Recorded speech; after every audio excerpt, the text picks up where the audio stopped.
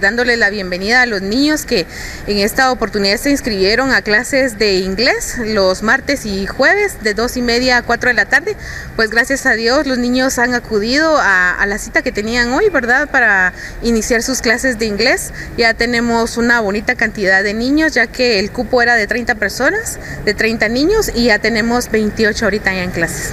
¿Para cuánto tiempo estará impartiendo este curso? Pues estas clases estarán finalizando el mes de octubre, va a ser de todo el año. El curso de inglés nació desde el interés de la gente quichelense. Muchas personas me preguntaron si sería posible empezar una clase de inglés.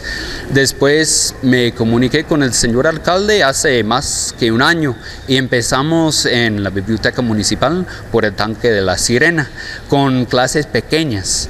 Y después me junté esfuerzos con la encargada de la Oficina de Niñez y Juventud, Uzi Rodríguez, y el año pasado realizamos un diplomado o un curso certificado en inglés en comunicación básica de solo un mes.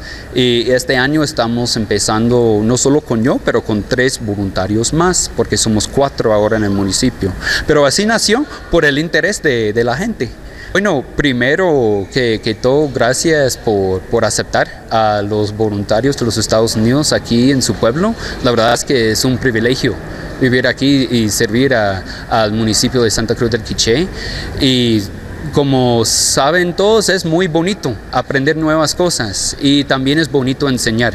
Entonces yo estoy gozando de la oportunidad para poder compartir algo mío, que es mi idioma, con las personas de Quiché, con los niños, con los alumnos.